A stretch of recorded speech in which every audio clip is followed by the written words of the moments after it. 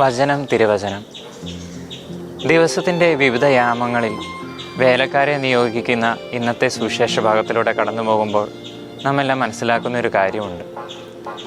ആർക്കും വേണ്ടാതിരുന്ന വേലക്കാരെയാണ് ഈ യജമാനൻ ജോലിക്കായി നിയോഗിക്കുന്നത്.